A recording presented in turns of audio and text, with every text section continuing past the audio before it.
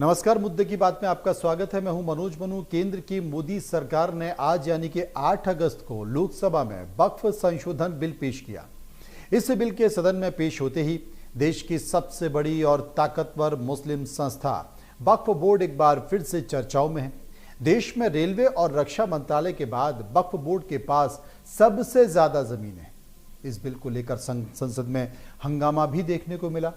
केंद्रीय अल्पसंख्यक कार्य मंत्री किरण रिजिजू जी ने लोकसभा में वक्फ कानून में संशोधन के लिए बिल पेश किया और इस बिल को संयुक्त संसदीय समिति के पास भेजने का प्रस्ताव रखा, जिसके बाद कांग्रेस, समाजवादी पार्टी, एनसीपी, शरद पवार गुट, AIMIM, TMC, CPIM, IUML, DMK, RSP ने विरोध किया। कांग्रेस सांसद केसी वेणुगोपाल राव ने कहा कि सरकार कम्युनिटीज के बीच विवाद पैदा करना चाहती है। किरण रिजिजू जी ने कहा कि वक्फ एक्ट में पहले भी संशोधन हुए। सरकार सच्चर कमेटी की रिपोर्ट के आधार पर बदलाव कर रही है। इस कमेटी को कांग्रेस ने ही बनाया था। आपको बता दें कि भारत में वक्फ बोर्ड के पास सेना के बाद सबसे ज्यादा जमीनें हैं और देश भर में 8,70,000 एकड़ से ज्यादा संपत्ति है। वक्फ बोर्ड के अधिकार क्षेत्र में कुल मिलाकर 9,40,000 एकड़ जमीन है। आजादी के बाद वक्फ अधिनियम 1954 में संसद में पारित किया गया। इसके बाद 1995 में एक नया वक्फ अधिनियम पारित किया गया, जिसमें वक्फ बोर्ड की शक्तियां बढ़ाई गई। 2013 में फिर से इस बिल में संशोधन किया गया और वक्फ बोर्ड की संपत्ति छीनने की असीमित शक्तियां दे दी गई। वक्फ अधिनियम के संशोधन में भी यह प्रावधान किया गया कि इसे किसी भी अदालत में चुनौती नहीं दी जा सकती। सिर्फ और सिर्फ वक्फ का जो ट्रिब्यूनल है वो इन मामलों को सुन सकता है। ऐसे में कई केस आए जब वक्फ बोर्ड ने किसी भी निजी जमीन पर भी कब्जा कर लिया। 2013 में मनमोहन सरकार थी, उसने वक्फ बोर्ड के खिलाफ न्यायपालिका जाने के आम इंसान के अधिकार भी छीन लिए। तमाम सारी चीजें हैं, लेकिन बावजूद इसके लोकसभा में वक्फ बिल पेश हो गया है। क्या कहना है इस पर सत्ता पक्ष का और विपक्ष का, सुनिए।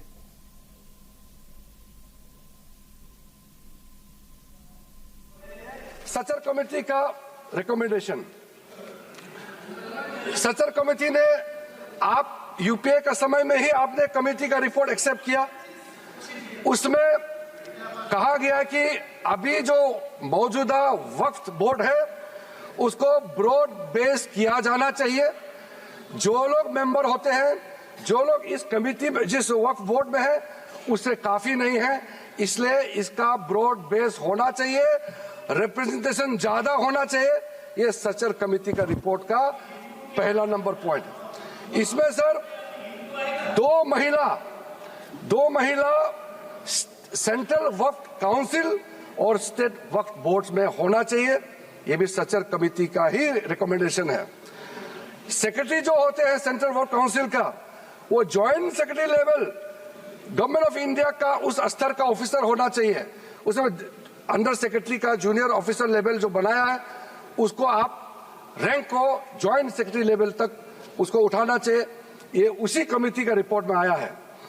और जो स्टेट में वक्फ बोर्ड है उसमें क्लास 1 ऑफिसर होना चाहिए। सचर कमेटी ने सीधा ये कहा है कि प्राथमिकता महिलाओं और बच्चों को दिया जाना चाहिए। हम आज का जो बिल आपके सामने में पेश कर रहे हैं, ये उसी सचर कमेटी का रिपोर्ट के अनुसार 100% हम यहाँ आपके सामने में लाया जा रहा है। ज्वाइंट पार्लियामेंट्री कमेटी, जो ज्वाइंट पार्लियामेंट्री कमेटी कॉन्स्टिट्यूट किया गया है, जिसका अध्यक्ष था के रहमान खान जी, उस समय कैबिनेट मिनिस्टर भी रहे, माइनॉरिटी अफेयर्स मिनिस्ट्री का भी मंत्री रहा है, उनके डिप्टी स्पीकर भी रहा, डिप्टी चेयरमैन राज्यसभा में रहा है, और उन्हीं के अध्यक्षता में पूरा पार्टी के सदस्य हमारा भारतीय जनता पार्टी से भी मेंबर थे। उस जेपीसी में सर सीधा वक्फ बोर्ड के बारे में कहा गया है कोई इंफ्रास्ट्रक्चर ठीक तरीके से नहीं है, वहां मैन पावर टोटली इनसफिशिएंट है, इनकम्पिटेंट है, और फंड इतना कम है, सही मैनेज नहीं किया गया है। इस तरीके से वक्फ बोर्ड नहीं चल सकता है। जब बिल पेश करता है तो उसका एक फ्यूचरिस्टिक विजन और इंटेंट सामने में आना चाहिए सर। अब ये बिल आज जो पेश किया जा रहा है उसका नाम होगा United Waqf act, management empowerment efficiency and development act 1995। Short में उम्मीद, इसलिए मैं उम्मीद करता हूं कि आप जरूर इस बिल के प्रावधानों को समझते हुए आप पुरजोर समर्थन करेंगे सर। पर भी जुल्म हो रहा है तो हम ये साफ कहेंगे कि हम जुल्म करने वालों के खिलाफ हैं। जो जालिम है उसका कोई समाज नहीं होता।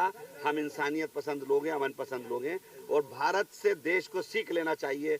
राहुल गांधी से देश को और दुनिया को सीख लेना चाहिए। जो मोहब्बत का पैगाम उन्होंने दिया था वो यही संदेश था कि अराजकता, हिंसा से सफलता नहीं मिलती, सफलता अमन।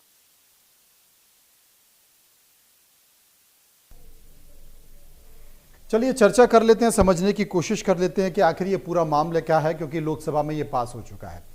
हमारे साथ मौजूद होंगे डॉक्टर सलीम राज हैं, जो कि प्रदेश प्रभारी हैं भारतीय जनता पार्टी के अल्पसंख्यक मोर्चे के, वो हमारे साथ मौजूद होंगे।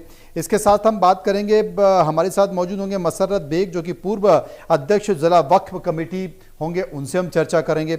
इसके साथ साथ श्रीमान गांधी भी, सतीश गांधी, जो कि वक्फ बोर्ड पीड़ित है, वो भी हमारे साथ मौजूद होंगे। सबसे पहले मैं बात कर लेता हूं, मेरे साथ मौजूद हैं मसर्रत बेग, जो कि पूर्व अध्यक्ष हैं जिला वक्फ कमेटी के। मसर्रत साहब, लोकसभा में ये बिल पास हो गया, क्या कहेंगे आप?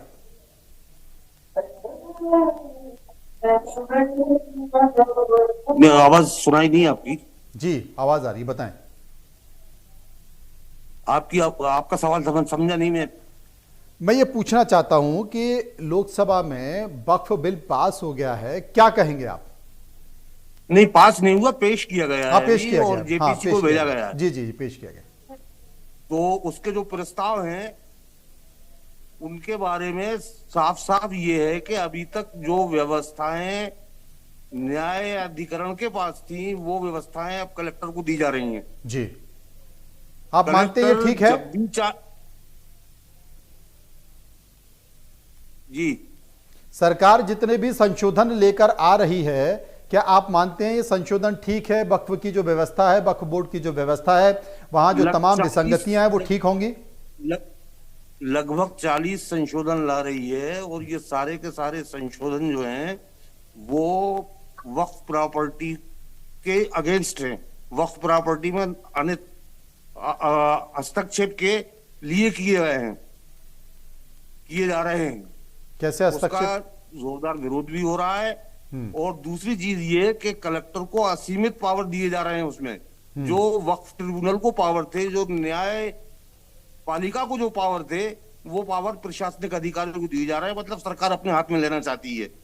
अभी तक जो वक्फ बोर्ड का चुनाव होता था, स्वायत्त संस्था थी, अब उसमें नॉमिनेशन किया जाएगा, एडॉक कमेटियां बनाई जाएंगी और उसमें गैर मुस्लिम सदस्य को भी रखा जाएगा, ऐसा उनका प्रस्ताव है। ये वक्फ प्रॉपर्टी जो होती है ये अल्लाह की प्रॉपर्टी मानी जाती है जी, और वाकिफ की मर्जी के मुताबिक ही उसका इस्तेमाल किया जा सकता है जी। जिस मर्जी से उसने वक्फ की है। मिसाल के तौर पे शिक्षण संस्था के लिए की है, या अनाथालय के लिए की है, यतीम खाने के लिए की है, या और किसी मकसद के लिए की है, तो केवल उस मदारिस के लिए की है, केवल उसी काम में इस्तेमाल किया जा सकता है। वाकिफ की मर्जी के बगैर उसकी इस्तेमाल नहीं किया जा सकता, उससे मर्जी से हट करके जिस काम के लिए। मसर्रत साहब, मैं आपसे एक बात पूछना चाहता हूं कि आप मानते हैं कि वक्फ बोर्ड में जो भी कुछ चल रहा है, जमीनों के मामले में चल रहा है, वो सब कुछ ठीक है, साफ सुथरा है, कोई विसंगतियां नहीं है, और किसी भी व्यक्ति को, चाहे वो मुस्लिम समाज का हो या किसी का भी हो, उनको कोई परेशानी नहीं है, सब कुछ गुडी गुडी है? देखिए सर, कानून का उल्लंघन और दुरुपयोग तो हर जगह होता है। समाज के अंदर ईमानदार लोग भी होते हैं, समाज के अंदर स्वार्थी लोग भी होते हैं। इस भारतीय समाज में सब तरह के लोग हैं। जहां इस तरह की गड़बड़ियां हैं वहां कानून भी हैं, उनके खिलाफ क्रिमिनल कानून बनाए जा सकते हैं। दूसरी चीज मैं ये कह रहा हूं कि आप फांस निकालने की बजाय उंगली क्यों काटना चाहते हैं? आपको जहां गलतियां लग रही हैं वहां सुधार कीजिए। पूरा संशोधन करने की क्या जरूरत है? कहीं तो अभी तो आप कुछ दिन पहले कह रहे थे कि ये हमारा शासन नहीं रहा तो मंगलसूत्र छीन लेंगे, हमारा शासन नहीं रहा तो घर पे कब्जा कर लेंगे, भैंस छीन लेंगे। और अब उल्टा हो रहा है, आप माइनॉरिटीज की प्रॉपर्टी को छीनना चाहते हैं।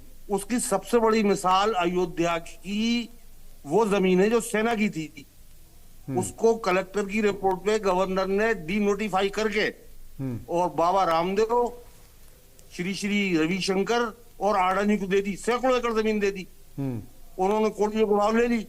अब मंदिर बनने के बाद वहां रेट बढ़ गए और उसका यूज भी सेना से हटा दिया गया, और जो रेस्ट्रिक्शन था कि खेती के अलावा वहां और कोई काम नहीं कर सकते तो उसे डीनोटिफाई कर दिया गया। इसी तरह जब भी जहां भी सरकार को जरूरत होगी, कलेक्टर की रिपोर्ट पर गवर्नर जो है वो उसको डीनोटिफाई करके वो कब्जा करवा देगा किसी का। ये आपकी आशंकाएं हैं। डॉक्टर सलीम राज हैं हमारे साथ। सलीम साहब, क्या कहेंगे इस बिल को लेकर जो कि लोकसभा में पेश किया गया है, और जो चिंताएं मसर्रत बेग साहब की है, उन चिंताओं पर जरा प्रकाश डालिए। यह कानून मुसलमानों को, गरीब को, पिछड़ेपन को न्याय दिलाने वाला कानून है। बाकी पूरा संशोधन की बात कर रहा है तो बेग साहब की पूर्ण बात से मैं सहमत नहीं। पूर्ण संशोधन नहीं हो रहा है। कांग्रेस शासनकाल में भी 70 बार संशोधन हुआ है। नरसिम्हा राव जी की सरकार में 40 बार हुआ, मनमोहन सिंह की सरकार में 30 बार हुआ। क्योंकि संशोधन समय समय के अनुसार, वक्त के अनुसार होना चाहिए। कुछ मजहबी लोग और जो समाज के प्रमुख लोग हैं, उनकी वक्फ बोर्ड उनकी जमींदारी हो गई और अपनी दादागिरी कर रहा है। गरीब मुसलमान पिछड़ेपन के लिए क्या वक्फ बोर्ड ने आज तक काम किया? कुछ नहीं। इसको सिर्फ राजनीति का अड्डा बना दिया। आज सच्चर कमेटी की रिपोर्ट देख लीजिए, मुसलमानों की हालत दलित से भी बेकार है। आज जो तीसरे नंबर का लैंड रिकॉर्ड है जिसके पास, वो मुसलमान गरीब है। जिसके पास इतना किराया नहीं चाहिए वो गरीब है। इसके जिम्मेदार कौन है? जब वक्त के साथ, समय के अनुसार ये संशोधन हो रहा है तो कांग्रेस के पेट में तकलीफ हो रही है। और आज सबसे बड़ा मुसलमानों के दुश्मन है तो ओवैसी है और दूसरा है कांग्रेस। मुसलमानों को कभी भी ऊपर जाने नहीं दे रहे। यह कानून न्याय दिलाने वाला कानून। बाकी कांग्रेस को, जो कांग्रेस की विचारधारा के लोगों को तकलीफ होती है।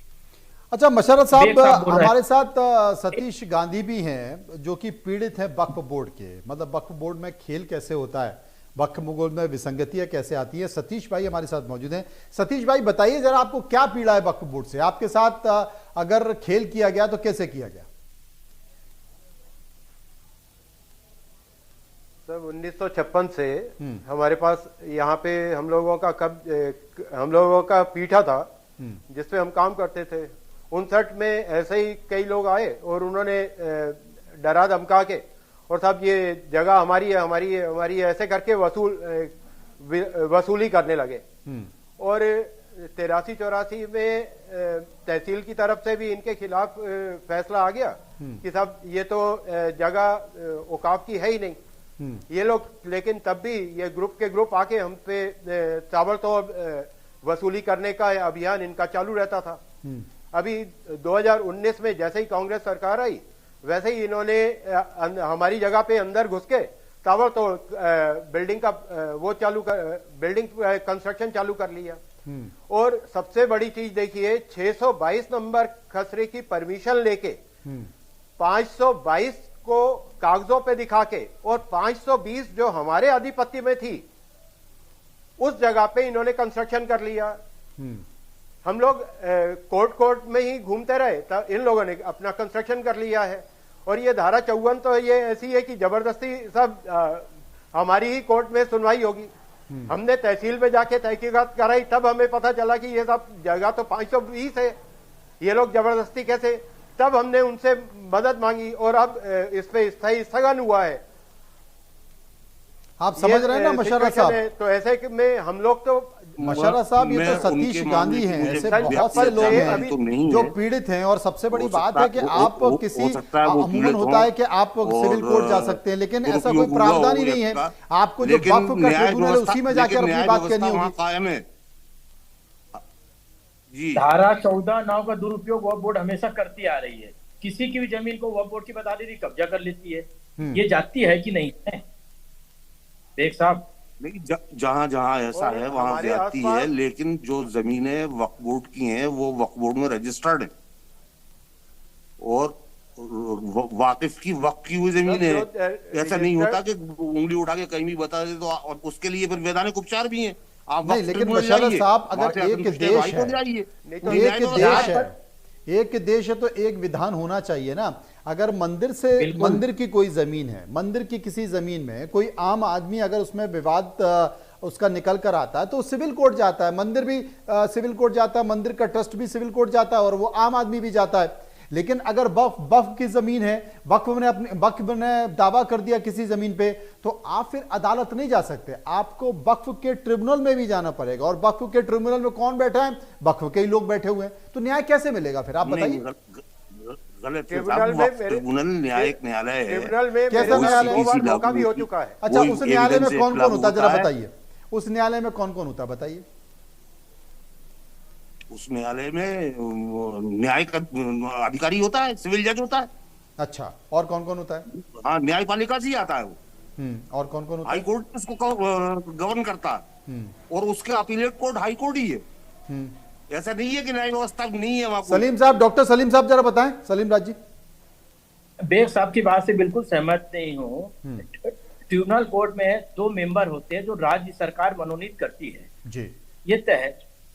डीजे स्तर का अधिकारी बैठता है, बाकी जो मेंबर रहते हैं वही पूरा गोलमेल करते हैं, क्योंकि जो शासन के आदमी रहते हैं वही लोग कार्रवाई करते हैं। तो 2 सदस्य ट्रिब्यूनल कोर्ट में राज्य सरकार बनाती है जी ये तय है। बेग, आपको भी जानकारी होंगी। जी। जो 2 सदस्य है वही, और दूसरा दुर्भाग्य की राजपत्र में प्रकाशन हो गया, माने वो प्रॉपर्टी हो गई। तो आप, मैं भी जाऊंगा, राज्य शासन को पत्र दिया कि साहब ये वो प्रॉपर्टी है, वो सीधा जाके राजपत्र में प्रकाशन कर, राजपत्र पर प्रकाशन दिखाते, वो जमीन की रजिस्ट्री नहीं दिखाई जाती। दुर्भाग्य ये है। तो राजपत्र में तो प्रकाशन हो गया तो मालिक तो हो नहीं सकता है वो। ये वक्फ बोर्ड की दादागिरी। मसर्रत साहब समझ गए? बिल्कुल ऐसे ही इन्होंने रजिस्ट्रेशन कराने के लिए बाकायदा उसका प्रोफार्मा है और उसमें प्रोफार्मे के अनुसार खसरे की नकलें सब लगाना पड़ती हैं और तहसीलदार से उसकी रिपोर्ट लेते हैं, उसके बाद जाकर रजिस्ट्रेशन करते हैं। अरे तो ये बैठे हैं ना, मैंने सतीश गांधी को इसलिए तो बुलाया है। सतीश गांधी क्या कह रहे हैं कि साहब हम 52 से उस जमीन पे काबिज हैं, अचानक से 59 में लोग आ गए, उसके बाद आपने एक खसरे पर जो है अनुमति ली, दूसरा खतरा लगाया और तीसरे पे आप निर्माण कर रहे हो। सतीश गांधी साहब बता दो एक बार दोबारा से। तो उसके लिए न्यायालय है ना, अगर कोई दुरुपयोग करता है अधिकारों का तो उसके लिए न्यायालय है। नहीं, न्यायालय में, ट्रिब्यूनल में हम लोग गए थे, हमारा पहले वाला केस भी, और वहां पे तो सब मुस्लिम भाई बैठते हैं, वो वही केस वहां पे लेके जाते हैं आईएएस के पास, एडीएम के पास, जो उनके मतलब का हो। नहीं तो वैसे तो वो लोग वहां तक पहुंचने ही नहीं देते केस को, एडीएम तक, कि वो एडीएम सुने।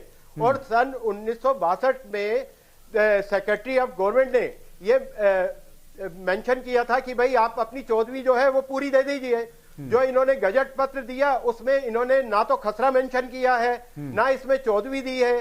कोई भी सब यहां से लेके वहां तक, जहां तक भैंस बैठी है, जहां तक गाय बैठी है, वहां तक हमारी जमीन है। और जहां तक सब वो, कभी कोई कह देता है हमारी 100 फीट, कोई कह देता है 300 फीट, कोई कुछ कह देता है, वो सब मेन रोड तक हमारी जमीन है। ऐसे थोड़ा होता है। इवन की मेरे केस में तो जो मस्जिद है वो भी म्यूनिसिपल बोर्ड का है, ना कि इनका औकाफ की जगह है वो। ऐसे में ना तो उन्होंने 14वीं दी, ना उन्होंने अपनी मतलब कोई रजिस्ट्री या इस टाइप का कोई पेपर दिया। और अपने ही, सबसे बड़ी चीज, अपने ही पेपरों पे सत्य प्रतिलिपि बना के सब ये हमारा है, हमारा है, हमारा है, इस टाइप से ये पेश करते हैं कोर्ट में, तो उनकी कैसे सुनी जाएगी। और मेरे केस में तो 622 नंबर परमिशन पर मेरे पास कागज है, म्यूनिसिपल के भी सर्टिफाइड पेपर है। 622 नंबर की पोजीशन परमिशन पर 522 नंबर के अपने कागज जो इनके ही कोर्ट के बनाए हुए हैं वो दिखाकर, और 520 पे जो मेरे आधिपत्य की 27,000 स्क्वायर फीट जगह है उस पे इन्होंने बिल्डिंग ताबड़तोड़ बना ली है कांग्रेस के राज में, और यहाँ के ही विधायक का उसमें हाथ है। देखिए मसर्रत साहब, छत्तीसगढ़ की बात करें तो छत्तीसगढ़ वक्फ बोर्ड के पास 4,230 संपत्तियां हैं। मध्य प्रदेश की बात करें तो मध्य प्रदेश वक्फ बोर्ड के पास 33,440 संपत्तियां हैं। जिनमें 4,714 मस्जिद हैं, 5,807 कब्रिस्तान हैं, 3,716 दरगाह हैं और 5,324 दुकानें हैं और 1,795 कृषि भूमि है। आप ये मानते हैं ना मशर्रत साहब कि वक्फ बोर्ड में भी माफिया घुस गए हैं और वो जो अल्लाह की ज़मीन है, दान की गई ज़मीन है, जो गरीबों के लिए है, गरीबों से ज़्यादा इसका फ़ायदा माफिया उठा रहे हैं। आप मानते हैं कि नहीं मानते? हाँ, किसी हद तक सही है ये। उसकी सबसे बड़ी मिसाल मैं आपको दूं इंडिया में, तो वो उद्योगपति व्यापारी अनिल अंबानी साहब का इंटीलिया महल। अच्छा, कैसे? वो भी वक्फ की जमीन? वो वक्फ की जमीन थी। उस हाजी यस उसका वक्फ किया था किसी अब्दुल करीम इब्राहिम साहब ने। अच्छा। और उस वक्फ का यूज ये था कि वहां एक यतीम खाना बनाया जाए और शिक्षण संस्थाओं को, मदारिस को, स्कूलों को, कॉलेज को वो जमीन दी गई थी, वक्फ की गई थी। लेकिन अवैध तरीके से उसको बेचा गया और वक्फ बोर्ड ने ही बेचा। और अवैधता उसमें यह थी कि उसकी नोयत तब्दील 2/3 बहुमत से हो सकती थी, लेकिन उन्होंने साधारण बहुमत से वो प्रस्ताव पास करके अंबानी साहब को वो जमीन भेज दी। इससे बड़ा दुरुपयोग का उदाहरण कहीं नहीं मिलेगा।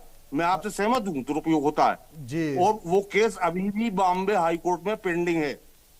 डॉक्टर सलीम हमारे साथ मौजूद है। डॉक्टर साहब, ये अडानी अंबानी पीछा नहीं छोड़ रहे, विपक्ष हर मामले में अडानी अंबानी लेकर आ रहे हैं और देखिए बड़ा संकेत दे दिया है इन्होंने। नहीं, देखिए वो उस समय क्या स्थिति थी, ये दुरुपयोग रोकने के लिए। नहीं, मैं ये नहीं कह रहा हूँ, आने वाले समय में कहीं हो सकता है कि ये आरोप ना लगने लगे कि साहब आपने अंबानी के लिए कानून लेके लाया जा रहा है। नहीं, ये तो कांग्रेस मुझे तो ऐसी प्रतीत होता है अंबानी साहब को। देखिए मुशर्रफ साहब कह रहे हैं कि मुझे यही प्रतीत होता है कि अंबानी साहब को फायदा पहुंचाने के लिए किया जा रहा है। नहीं, ये सरासर गलत है। गरीब, मुसलमान, पिछड़ेपन, तलाकशुदा, विधवा महिलाओं को न्याय दिलाने वाला कानून है। ये बेग साहब सोचना चाहिए और कुछ नहीं है। एक आध दो अपवाद हो सकते हैं। आपने बोले कि हर जगह अच्छा भी होता है तो बुरा भी होता है, तो एक आध दो अपवाद हो गए तो अपवाद के कारण पूरा कानून को बदल दे, ऐसा नहीं हो सकता है। ये आपको सोचना चाहिए। अटलांटा की क्या पोजीशन थी, क्या वर्तमान वक्फ बोर्ड का अध्यक्ष, और दुर्भाग्य की कांग्रेस का वक्फ बोर्ड का अध्यक्ष अपने शेख साहब जो बैठे थे उनके द्वारा इलाज की गई है। भारतीय जनता पार्टी शासन में नहीं किया। हम तो चाहते कि हर सबका साथ, सबका विकास, सबका प्रयास होना चाहिए। तो मुसलमानों को विकास होने के लिए काम कर रहे हैं और कांग्रेस हमारे ऊपर खंजर घोंपने का काम करती है। आज ओवैसी का बयान देख लीजिए, कांग्रेस का थी। ये कानून आने से मुसलमानों को न्याय मिलेगा, बाकी आप लोग मुसलमानों को इस तरह ऊपर उठने ही नहीं देते, तो ये आप लोगों की गलती। और देखिए इसमें महिलाओं की भी भागीदारी है, समाज की भागीदारी रखी गई है।